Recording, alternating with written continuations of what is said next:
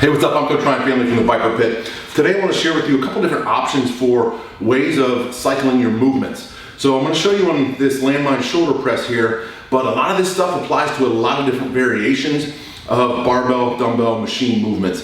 Things that you can cycle in to make your training more interesting, to hone in on weak points, and really laser focus where you're weakest. So today this is going to be a landmine shoulder press that I'm going to show you.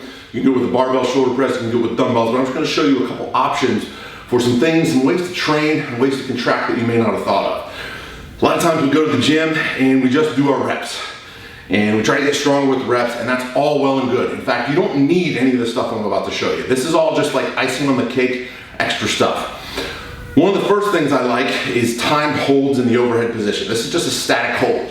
So you're gonna get in position, brace the torso, reach up, and you're just gonna hold for time, okay? Now, in this hold for time, you're really strengthening the serratus anterior, which is a powerful shoulder stabilizer. You're also working really hard on the rotator cuff to stabilize the shoulder in the contracted position, as well as the upper trapezius and the deltoids, okay? So you can hold for time. You can build up. So for example, you could set your time. You could say 30 seconds, set a timer for 30 seconds, and over the course of a few weeks or a few cycles, build up how much weight you can hold for that 30-second time frame. Another option is to pick a weight and increase your duration. So keep the weight the same and go from 30 seconds to 35 to 40 to 55, etc., and add time to that. So those are static holds in the isometric position. Another option that I really like is isodynamics. So you would start the set with a 15-second hold in that upward position, that contracted position. So once you get to 15 seconds, you're creating fatigue in the muscle fibers as you're just holding there without moving. Once you get to that 15 seconds, then you would perform your set. 10 to 15 reps to failure. It could be 5 reps to failure. It could be 20 reps to failure, depending on your training goal. Again, I really like that to fire up the shoulder stabilizers, create some fatigue in there and some activation before you do your full range of motion reps. Okay? Another option, quarter reps. A lot of people in shoulder presses are weakest right as the bar is at the shoulders, so you can spend a lot of time there. You can do a 1 1/4 rep where you go a quarter of the way up, back down and up. That's 1 rep. So you would do that on every rep. You could do 5 quarters for every rep. So you go 1, 2, 3, 4, 5, and then a full rep, okay? You could also do that in the top position if you struggle with the lockout. So you come up, quarter of the way down, back to lockout, quarter of the way down, back to lockout. That's gonna be more of the triceps, the traps, and the serratus, whereas this is gonna be more the front deltoids, okay?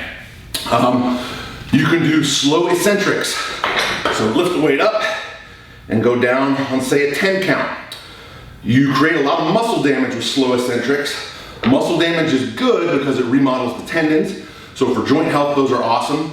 It's also good for hypertrophy. Slow, controlled eccentric contractions where they're loaded, so you're actually creating micro tears in the muscle fibers as you're lengthening, are an important element of muscle hypertrophy. So if you want to grow, slow eccentrics are the way to go. You could do full range of motion reps, and on the last rep, after you barely get it up, you could do a slow lowering for as long as you can control after you hit fatigue. That is a gut fest. It's brutal, okay? Another option is eccentric pauses. So you come up, pause for a 3 count here. 1, 2, 3. 1, 2, 3. 1, 2, 3, and back to another rep, okay? That would be pausing in 3 different positions. You can pause in 1 position. Pause where you're weakest. Pause a lot of times. So for example, I've got some wonky shoulders, as you guys know if you've been following my channel. Sometimes this left shoulder doesn't feel right on landmine presses. So I'll do a few sets where I just work in some isometric pauses in various positions and work to get everything firing properly. And then I'm good to go. Then I can load up as heavy as I can pain-free and get no issues from it. So those are really good in the warm-ups. Another option you could do would be concentric pauses. These are really freaking hard, but they're great for developing technique. So if you're new to an exercise, in the first couple of weeks as you're introing yourself to that exercise, throwing some pauses in the concentric range or the range where you're lifting the weight can be really beneficial. So 1, 2, 3, 1, 2, 3, 1, 2, 3. and that's another option, okay? I hope this video gives you some ideas of ways to flavor up your workouts. Another one, sorry, I forgot to mention this. Let's say I'm working on my maximal strength and I want to get stronger. You can do overloaded eccentrics. So you can take a weight that you cannot lift by yourself, and you could use your legs to push it up and then lower with just your upper body. This works with a barbell shoulder press too. Use your legs to drive it overhead, lower with just the shoulders. That's an overloaded eccentric. It gets your brain, nervous system, and connective tissue prepared for those future loads, okay? This doesn't cover every way you can contract a muscle or every way you can perform a rep, but hopefully this gives you some good ideas of ways to sprinkle these things into your workout. One final word of caution before I sign off today. Do not let any of this fancy stuff override your overarching drive for continued progressive overload. At the end of the day, to get stronger, to get bigger, you have to add weight on the bar, or you have to add reps to the same weight over time in order to improve. That's going to be your best course of action. Don't ever lose sight of that. If you get to bouncing around with all these fancy methods, sometimes you can lose track of your progression. You should always have some workouts where it's just you, straight weight, the bar, nothing fancy, complete recovery, and just working really super hard at getting stronger, okay? I'm Coach Ryan Finley from the Viper Pit. If you like this video, please hit subscribe below. I'll catch you next time.